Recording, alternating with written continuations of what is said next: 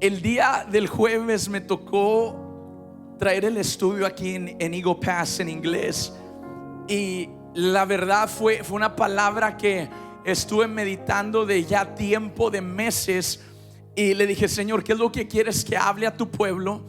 Y se me venía mucho el hablar de Jesús. Sabes que a veces las iglesias predican de tanta cosa, pero a veces el mensaje central de Jesús se les ha olvidado a muchos. Y creo que no hay tema ni hay mensaje más importante en la predicación de un pastor o la predicación de un ministro que la palabra de Dios. ¿Cuántos están aquí conmigo? Amén. Y sabes que en la palabra de Dios nos reta a vivir cosas extraordinarias. Daniel, if you can stay and just minister through the piano, that would be great. Amen. Hay palabras que nos retan, y a través de la Biblia me topé a un libro, amén, el libro de Juan. Y yo dije: Señor, guíame hacia un libro donde verdaderamente podamos mirar. Y creo que la Biblia de Génesis a Apocalipsis habla continuamente y nos muestra sobre Jesús en una área u otra. Pero el libro de Juan, como que hay algo ahí que verdaderamente toca la vida de mía en lo personal. Y sabes que cuando un libro empieza a escribirse, normalmente los libros cargan un propósito. ¿Cuántos dicen amén? Los libros, cuando se escriben, cargan un propósito, y normalmente hay un propósito central de aquello que se está escribiendo. ¿Sabe, Daniel? Can you help us minister on the piano, please? I'm sorry. Cuando alguien escribe un libro, normalmente hay un propósito central detrás de aquello que se escribe. Los buenos autores que empiezan a poner su mente en que van a escribir algo que va a impactar generaciones o que va a impactar la vida de las personas, siempre escriben, y escriben con una intención. Cada vez que un autor escribe, el autor nunca va a escribir sin intención y nunca va a escribir sin planificación. Cuando un autor empieza a desarrollar algo interno dentro de ellos para bendecir al mundo a su alrededor, escriben con una mente clara, amén, con una mente enfocada. Cada capítulo que ellos escriben, cada historia y cada argumento está diseñado para poder apoyar una idea central. Y yo recuerdo tomar clases de colegio donde empezábamos a leer algo que se llama el syllabus de la clase, y empezaba a mirar, y el maestro nos guiaba al inicio del semestre de empezar a leer el syllabus. Y cuando empezábamos a leerlo, siempre había algo que mirábamos ahí que decíamos: híjole, term papers. Amen, term papers, donde tenemos que escribir un term paper largo. Y en ese term paper siempre hablaban sobre algo llamado un thesis, una tesis, creo que se dice en español. Y la verdad, para escribir, mucha gente dice: híjole, nos están pidiendo 15, 20, 30 páginas de un reporte, y cada uno de esos reportes, diga conmigo, tenía que traer una tesis. Tesis, ¿verdad? Tesis. La tesis lo que es un punto principal que el autor desea y que el autor quiere empezar a comunicar a su audiencia. Y sabes que todo el libro gira alrededor de simplemente un propósito. Lo mismo empieza a suceder cuando nosotros abrimos la Biblia y empezamos a mirar el libro de Juan. El libro de Juan no está simplemente registrando eventos, simplemente nomás para registrarlos y para apuntarlos y anotarlos, sino empieza a escribir Juan, y empieza a escribir un libro con un propósito. Sabes que Juan no está simplemente haciendo cosas a su manera, sino había algo dentro de él que le impactó tanto que dijo: es necesario que la gente empiece a saber de lo que yo he visto y lo que yo he escuchado. En el libro de Juan, Juan mismo nos dice cuál es el propósito al final del evangelio del cual él escribió. Y en Juan 20, verso 30 al 31, quiero leértelo en este momento, nos explica el por qué escribió él completamente el evangelio de Juan. Vamos a leerlo rápidamente. Dice: y muchas otras señales hizo también Jesús en presencia de sus discípulos, que no están escritas en este libro. Diga conmigo: hizo muchas señales que no estaban escritas en ese libro.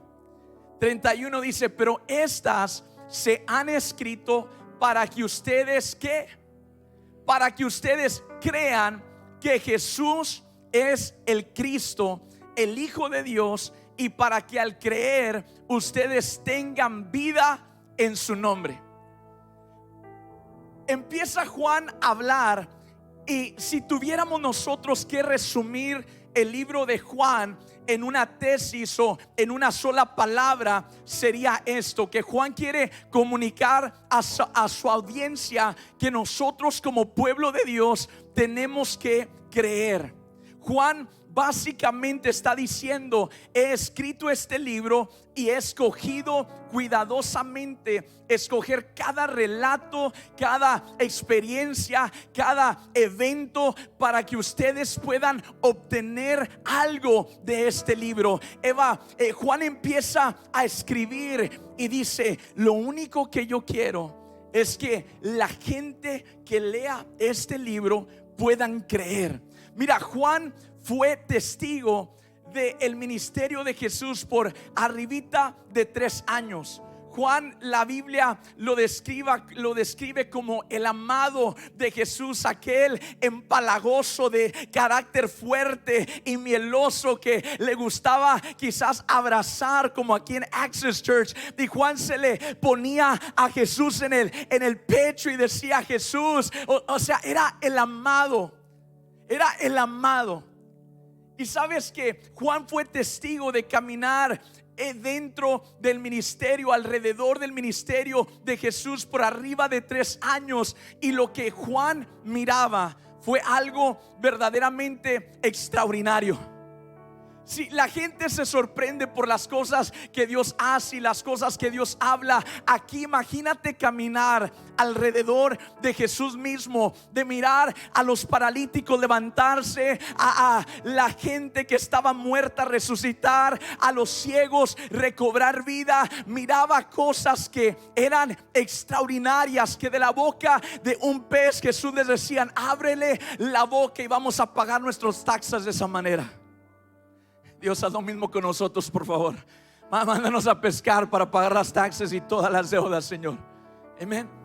Imagínate caminar, Eloy, alrededor de un Jesús que las cosas no se le complicaban, que cuando Él se paraba en un lugar, la gente endemoniada empezaba a ser libertada, la gente sin esperanza empezaba a recobrar vida. Y Juan fue tan impactado a través de la vida de Jesús que dijo: tengo que escribir. Noches enteras a veces viendo a Jesús orar por largas horas, predicando sermones que impactaban a las multitudes de tal manera que no solamente la gente de esa ciudad venía a Jesús, sino la Biblia dice que las multitudes empezaban a seguirlo. Venían los de Eagle Pass, venían los de Del Río, venían los de Uvalde, venían los de San Antonio. Creo que no lo están captando, amén, pero escúchame, la gente venía para poder seguir a Jesús.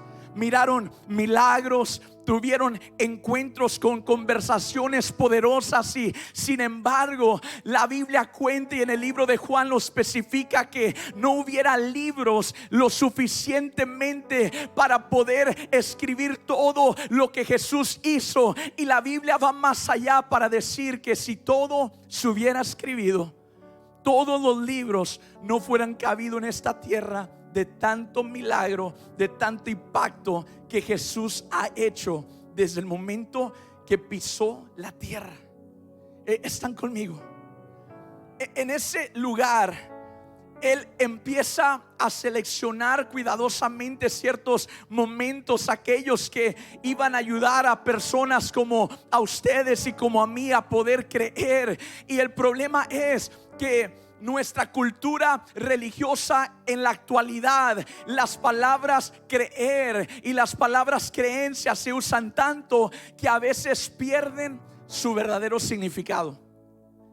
La espiritualidad moderna muchas veces promueve la creencia de una manera muy genérica. El mensaje a veces suele sonar de esta manera que dice: no importa en quién tú creas, lo único que importa es que tú tienes que creer algo. Lo importante es que pongas tu fe en algo, pero no importa lo que creas. Quieres creer que esta bocina puede hacer un milagro, puedes creer que una estatua de Buda puede darte buena suerte, o que la pata de conejo, amén, puede hacerte ganar un juego de la lotería. Y'all with me? Amén. Y empezamos a decir: no importa con que tengas fe. Y hay algo que he aprendido sobre la fe, que la fe puede mover montañas, la fe puede hacer cosas extraordinarias. Pero la generación actual y moderna en la cual vivimos es una que simplemente dice: cree, pero cree en lo que tú quieras. Por muchos años, a través de nuestros tiempos, hemos escuchado voces más muy influyentes, como la voz de una mujer que se llama Oprah Winfrey. Y Oprah, para ella no es tan importante en qué tú crees su mensaje. Frecuentemente sugiere que mientras una persona tuviera fe en algo o en cualquier cosa, eso iba a ser suficiente. De hecho, en una ocasión hace muchos años, Oprah invita a una mujer amiga de ella que decía ser atea. Y cuando esta mujer empieza a contarle a Oprah sobre un encuentro que ella tuvo en el océano, dice: estuve frente al océano y la experiencia era tan maravillosa, tan misteriosa, tan maravillosa. Estaba parada frente al océano y sentía una energía, sentí una fuerza que nunca había sentido antes. Y la describió tan padre esa experiencia que Oprah empieza a decirle: entonces tú no eres atea, porque tú crees en el asombro del mar, en el asombro del viento. Dice: eso para ti es tu Dios. Eso para ti es Dios, el viento, el mar, lo que tú sentiste, la energía esa, la experiencia, eso para ti es tu Dios. Dios no se limita, le dijo, a ser simplemente una persona, un hombre barbón en el cielo. Y lo que Oprah estaba haciendo era promover una espiritualidad basada en creer, en la creencia. Mientras una persona tenga fe en algo, entonces está bien. Pero escúchame, el problema aquí es que ignoraba el objeto verdadero de nuestra fe. En el Evangelio de Juan es muy diferente, porque Juan empieza a llamarnos y nos llama a creer en la creencia de que Jesús es el Señor y de que Jesús es Rey. A lo largo de su enseñanza podemos mirar que la enseñanza de Juan es una enseñanza profunda. Es una enseñanza que empieza a llevarnos a otro nivel, una enseñanza sólida, y empieza a ser una enseñanza transformadora. En los 21 capítulos de este evangelio, Juan empieza a hacer una respuesta a 3 preguntas. La primera pregunta es: ¿qué debemos de creer? La segunda pregunta es: ¿qué significa creer? Y la tercera pregunta es: ¿por qué necesitamos que creer? La pregunta 1: ¿qué debemos de creer? Sabes que en la vida, aún como cristianos, sabemos que debemos de creer, pero la cosa es: ¿en qué debes de creer? Amén. ¿En qué debes de creer? Juan nos dice con mucha claridad que debemos de creer, número uno, que Jesús es el Cristo, y número dos, que debemos de creer que Jesús es el Hijo de Dios. Vuelvo a repetir, número uno, creer que Jesús es el Cristo, y número dos, creer que Jesús es el Hijo de Dios. Primero, Juan nos empieza a desarrollar un mensaje y dice: oigan, Jesús es el Cristo. ¿Cuántos han escuchado el término que se dice Jesucristo? Levante la mano. ¿Y cuántos a través de su vida han pensado que Cristo es el apellido de Jesús? Levanten su mano. No tengan vergüenza, sean honestos, por favor. ¿Nadie aquí ha pensado que Cristo es el apellido de Jesús? No. Pastor Rafa, nomás tú, Pastor Rafa. Quiero poner eso en la mesa rápidamente, que Cristo no es el apellido. It's not the last name of Jesus. Amen. En su tiempo la gente conocía a Jesús y probablemente lo conocían como Jesús de Nazaret, o lo conocían como Jesús, el hijo del carpintero. La palabra Cristo literalmente es un título, y al principio del Evangelio de Juan, Juan nos ayuda a entender el significado de ese título. De hecho, en el libro de Juan capítulo 1 se encuentra un muchacho llamado Andrés, y Andrés tiene un encuentro con Jesús. Y me imagino que cuando tú te has topado con alguien que cuando empiezas a hablar con ellos son tan interesantes que dices: wow, ¿de dónde sacó tanta información? Te topas con esa persona y dices: esta persona literalmente es parte del equipo de X-Men. No son ordinarios, no son naturales, hay algo diferente de ellos. Y me imagino que cuando Andrés va y se acerca y habla con Jesús y mira todos los milagros, señales, prodigios y maravillas, la forma en la que Jesús hablaba y se expresaba, Andrés quedó tan impactado que dijo: creo que este es el Cristo. Y cuando el chisme se pone bueno, empiezas a decirle a toda la gente a tu alrededor y dices: oyes, creo que hemos conocido y hemos encontrado al Mesías. Y es lo que hizo Andrés. Andrés fue y va con su hermano, el famoso Simón Pedro, el cortaorejas de la Biblia. Amén. Y va con Simón Pedro, y en Juan 1:41 dice: Andrés fue a buscar a su hermano Simón y le dijo: hemos encontrado al Mesías, que significa Cristo. Cristo es un título equivalente a Mesías, y el término Mesías aparece a lo largo de todo el Antiguo Testamento. Durante siglos el pueblo de Israel estaba esperando ansiosamente a alguien que se llamaba el Mesías, el Salvador del mundo, el que cuando iba a venir a cambiar y a transformar absolutamente todo. Amén. ¿Están conmigo? Como cuando la gente empieza a votar por el nuevo presidente de la nación, dicen: si tan solamente votamos y por este presidente, todas las cosas van a cambiar.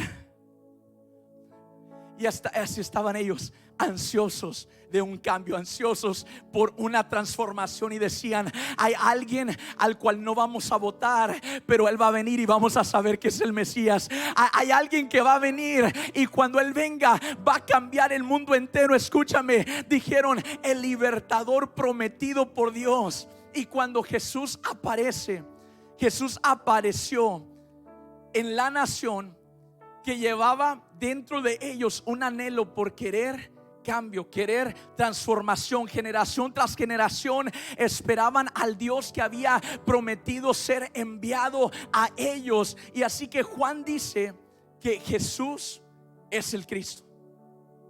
Y cuando él dice que Jesús es el Cristo, él está haciendo una declaración enorme de que venía el Dios que lo iba a cambiar absolutamente todo. El Mesías, el Cristo, que significa el ungido. Amén. El ungido, aquel que viene a cambiarlo absolutamente todo.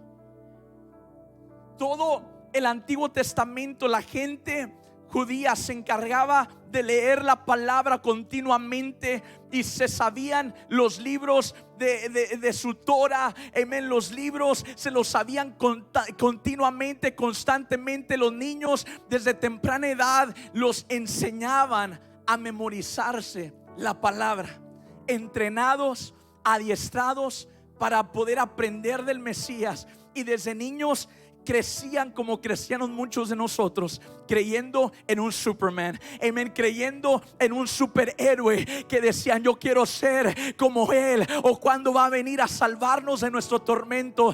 Crecían como nosotros, que cuando estábamos pequeños queríamos ser Power Rangers, amén, y unos eran los Red Rangers y otros eran los Pink Rangers, pero querían meterse a una etapa donde querían tener al superhéroe que iba a venir y a cambiar todo. Todo el Antiguo Testamento apunta hacia la persona de Jesús. La Biblia, cuando la leemos, a veces nos confundimos y decimos: híjole, son un chorro de diferentes historias, y ya no se brincó de una historia a otra historia, a otra historia, y la leemos, y la verdad es una colección de historias desconectadas. A lo menos es lo que pensamos nosotros. Pero ¿qué tal si te dijera que la Biblia cuenta una sola historia? La Biblia cuenta una sola historia, desde el libro de Génesis hasta el libro de Apocalipsis, y la historia es esta. Número uno, que Dios creó a la humanidad. Una sola historia. Número uno, Dios creó a la humanidad. Número dos, que la humanidad se revela contra Dios. Diga conmigo: cabezones. Adán y Eva, ¿nos estás escuchando? Dios crea la humanidad. La humanidad se revela y empieza a desobedecer a Dios, como las personas de allá afuera. Todos los de aquí somos obedientes, ¿verdad? Pero los de la otra cuadra ya, ¿verdad? Como que no hacen mucho caso, pero van a aprender de nosotros. Para los que no me conocen, soy muy sarcástico a veces, Número tres, que Dios provee un camino para restaurar y para reconciliar a su pueblo. Amén. Esa es la historia central de la Biblia. Es una sola historia que cuenta la creación de la humanidad, la caída de la humanidad y la restauración de Dios para con la humanidad, para reconciliar, para restaurar, para salvar, para traer esperanza, para traer una sanidad dentro del corazón, y una sanidad dentro del alma, y una sanidad en todo lo que nosotros somos. Y según, de acuerdo a Juan apunta y dice: Jesús es esa persona de la cual se habla en el Antiguo Testamento, en el Torah. Es Jesús aquel que va a cumplir las promesas de Dios, que ha llegado a la tierra para cambiarlo todo. Y mira, algunas de estas promesas que Jesús viene a cumplir aparecen en Génesis capítulo 3, donde la humanidad acaba de pecar en contra de Dios, y Adán y Eva están aprendiendo sobre las consecuencias de su pecado. Y por medio del juicio que se les hace a Adán y Eva, Dios empieza a prometer enviarles a un descendiente, a un hijo que iba a venir a través de la mujer, y ese hijo iba a aplastar todo aquello que quería venir en contra de los hijos de Dios. Dijo: voy a mandar a uno que le aplastará y le darán la cabeza a Satanás. Y la promesa se cumplió. Diga conmigo: cuando Jesús vino. el que destruyó el pecado, el que perdonó la inmundicia, el que perdonó toda aquella suciedad. Jesús vino y cumplió la palabra que se dio en Génesis capítulo 3, y luego en Isaías capítulo 53 encontramos la promesa de un siervo que iba a sufrir tanto, y el siervo de Dios que iba a ser llamado el Cristo sería un hombre perfecto y un hombre completamente justo, que sería la única persona que nunca pecaría. Nunca pecaría, pero sería castigado y sería entregado a la muerte. Ofrecería voluntariamente su vida perfecta como pago por los pecados tuyos y por los pecados míos. Tus pecados del día de ayer, tus pecados del día de hoy, tus pecados del día de mañana. Amén. Cada vez que pecas, amén, formaste parte del castigo que se le hizo a Jesús. Pero diga conmigo: Dios ya sabía qué tan mal eras. Voltea con el cabezón a tu lado, dile: Dios ya sabía qué tan pecador ibas a ser. Dígaselo. Amén. Ya sabía, lo sabía, pero gracias a Él que hubo perdón de pecados. Ahora, Pastor Rafa, ¿qué es lo que tenemos que hacer? Voltea a tu neighbor, amén. Voltea a tu neighbor, dile: arrepiéntete. Dile: arrepiéntate, cabezón. Amén. Dile: aprende,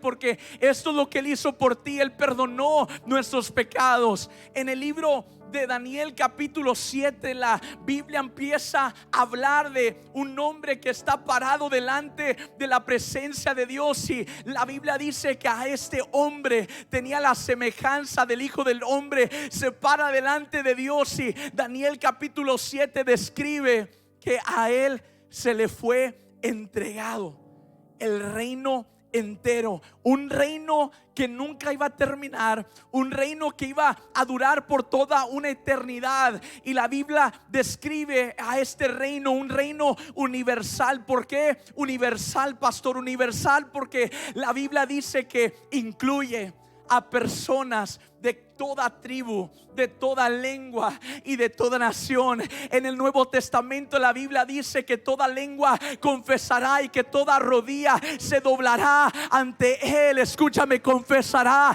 que Jesús es el Cristo, que Jesús es el Señor. Y todas estas promesas apuntan a la misma persona, y de hecho muchos estudiosos de la Biblia dicen que Jesús cumplió arriba de 300 profecías del Antiguo Testamento acerca de que Él es el Mesías. Arriba de 300, pastor, pero 300 no son mucho. Ahorita te explico. Profecías sobre el nacimiento de Él, el linaje de Él, el ministerio de Él, la traición, la muerte, la resurrección y su reino.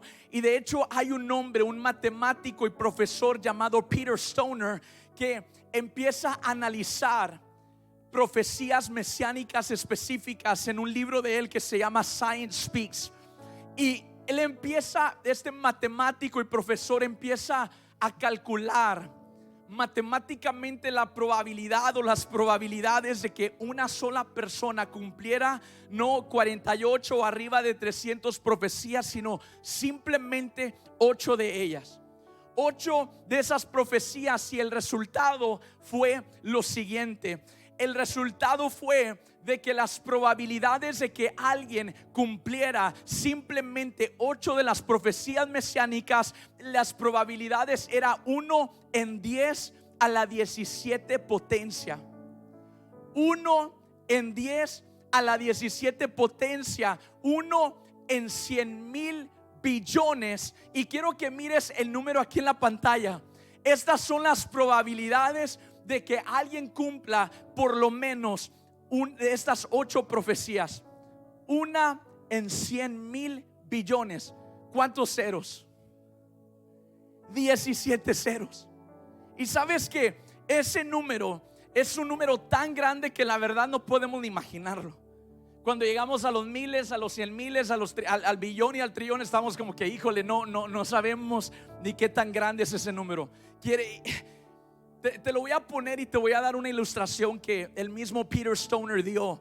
Amén. La ilustración que Peter Stoner dio era la siguiente. Dice, imagínate tomar 100,000 billones de silver dollars, de monedas de plata. Dice, y empiezas a esparcir todas las monedas de plata sobre el estado de Texas.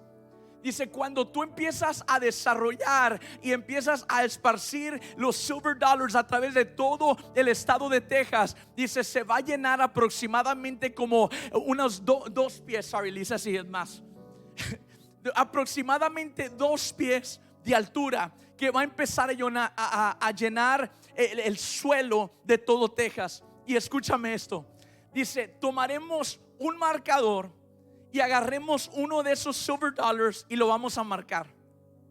Vamos a aventar la moneda marcada por el marcador. Dice, y la persona que va a intentar buscar la moneda, we're gonna blindfold them. Vamos a taparle los ojos, lo vamos a vendar. Dice, lo vamos a hacer caminar por todo Texas. Y luego, después de que caminen por todo Texas, va a tener que ir a ver dónde está esa moneda. Diga conmigo, matemáticamente es imposible. Lo que Peter Stoner estaba diciendo es imposible que alguien pueda cumplir a lo menos 8 de estas profecías matemáticas. Mira, hay personas que están en este lugar que han tenido encuentros sobrenaturales con Dios, y sabes que hay algo más allá de lo común y de lo ordinario y lo normal de lo que nosotros vivimos y experimentamos día tras día. Pero escúchame, amén, hay personas allá en el mundo y aún dentro de la iglesia que dicen, yo necesito evidencia verdadera de que Jesús existió y que Jesús verdaderamente es Dios. Y le doy gracias a Dios porque hay hombres que se han dedicado a estudiar la existencia lógicamente, con evidencias arqueológicas y evidencias a través de la historia que comprueban la existencia de Jesús. Y si tú eres un lógico que dices, Pastor Rafa, es que la verdad yo me encanta a veces escuchar las prédicas, pero siento que necesito más evidencia. ¿Eres tú? Amén. Necesito algo más. El otro día fuimos a la oficina del doc, ¿verdad? Del doctor, y estábamos hablando con él, y la verdad me voló la cabeza con un chorro de cosas científicas que nos estaba diciendo y de ciencia. Y yo le decía, oye, necesitas que traernos un mensaje acerca de eso. Está bueno, amén, está bueno todo esto. Hay tantas cosas a nuestro alrededor que comprueban que Jesús es el Señor y no las miramos. Hay hombres como, para aquellos lógicos aquí en el cuarto, hay hombres que han escrito libros como Lee Strobel y Josh McDowell, que empiezan a darte la evidencia de Cristo, cómo existió, por qué existió, en qué tiempo existió. Y la verdad me ha impactado mucho. Si eres una de esas personas, hazlo, amén, porque Cristo verdaderamente existió y Cristo tiene poder. ¿Cuántos dicen amén? Puedo hablar por horas, ¿ok? Déjame calmarme, espérame. Hablo un chorro, ¿verdad? Me tienen que callar a veces. Me voy a realinear al mensaje otra vez. ¿Qué horas son? Ok, 43 minutos. ¿Se sintieron o no? ¿Sintieron los 43 minutos? Ok, qué bueno, porque le voy a seguir unos más. Cuando Juan dice que deberemos de creer en Jesús y que Jesús es el Cristo, él está diciendo que debemos creer que Jesús es el cumplimiento de todo plan de la redención de Dios. Es lo que él nos está diciendo. Nos está diciendo que Jesús es aquel quien repara lo que el pecado rompió. Nos está diciendo que Jesús es el rey que gobierna para siempre, que Jesús es el siervo sufriente que sufrió, que dio su vida por nuestros pecados y que es el libertador prometido. Mira, Juan no solamente se detiene ahí, pero también dice que debemos creer que Jesús no solamente es el Mesías, sino también que Jesús es el Hijo de Dios. Y esto significa que Jesús no solamente era el Mesías prometido, sino que también Jesús era Dios, que Jesús era divino, que solo alguien verdaderamente divino, que fuera Dios, podría cumplir todo lo que el Antiguo Testamento prometía y empezaba a hablar y profetizar. que solamente alguien divino podría llevar la autoridad de un reino y de un reino eterno, que solo alguien divino podía vivir una vida perfecta y ofrecerse como pago por los pecados del mundo entero. Escucha esto: si Jesús no fuera sido divino, no podría cumplir con todas las promesas de Dios. Y me encanta el libro de Juan. I'm nerding out over here, okay? I'm nerding out. Juan deja esto en claro desde el principio del evangelio, y lo que Juan está comunicando al pueblo, lo que le está comunicando a la gente a su alrededor, es que Jesús no solamente era un rabí o un maestro, que Jesús no solamente era un profeta, ni tampoco simplemente era un líder religioso, sino lo que Juan está empezando a comunicar a toda una audiencia, les está diciendo: escuchen, Jesús no solamente es cualquier persona, el hijo del carpintero. Jesús no simplemente es un maestro ni un profeta. Jesús es el Hijo de Dios. Y cuando tú crees verdaderamente que Jesús es el Hijo de Dios, entonces todo tiene que cambiar. Todo tiene que cambiar. Amén.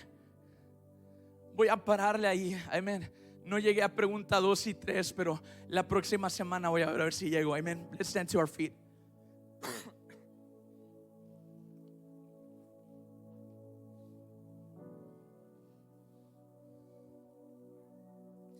¿Qué debemos de creer? Jesús es el Señor, Jesús es el Hijo de Dios, Jesús es el Mesías. Eso es lo que nuestra creencia debe ser. Amén. De que es que el pastor esto, el pastor el otro. Olvídese usted del pastor. Amén. Enfoque sus ojos en Jesús. Amén. Enfoque sus ojos en Jesús. ¿Por qué le digo esto? Porque si usted enfoca su mirada en mí, yo le voy a fallar. Amén. No soy perfecto. Sé que me miro perfecto, pero no hablen con mi esposa porque va a testificar que no soy perfecto.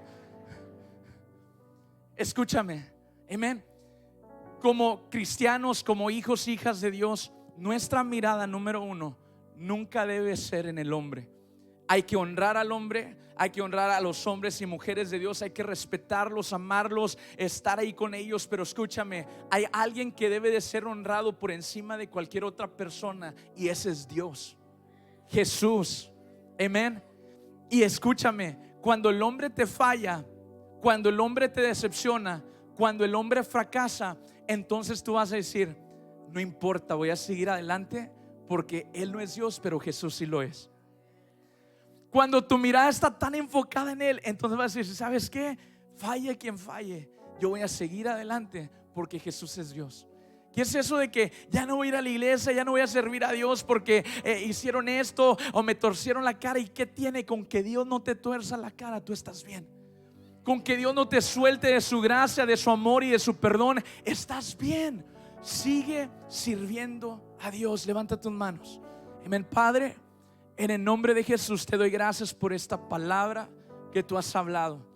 Te doy gracias por la perspectiva que nos has dado a través del libro de Juan, a través de la vida de este hombre, Señor, que vino a comunicar un mensaje, y un mensaje claro de que tú eres Dios. Y yo te pido que este mensaje dentro de cada persona haya sido un mensaje que verdaderamente revolucionó y causó un fuego dentro de sus corazones que ardiera aún más, a una potencia mayor. Padre, yo te pido que los ojos de ellos siempre puedan estar enfocados en Cristo y en nadie más. Señor, yo te pido que toda esquema, toda planificación, cada fortaleza satánica que quiere plantarse en las mentes, en los corazones y en los espíritus del pueblo de Dios, Señor, se ha quitado y se ha removido. Se va a levantar un pueblo guerrero, un pueblo valiente, un pueblo que enfoque su mirada no al 50%, ni al 70%, ni al 80%, ni al 90%, pero un pueblo que pueda verdaderamente enfocarse al 100% en un Dios que nunca falla, en un Dios que es el Hijo del Dios viviente, en Jesús, pero a la vez también es el Mesías prometido, que vino a cambiar, a transformar y a revolucionar naciones y generaciones enteras. En tu nombre oramos. Amén.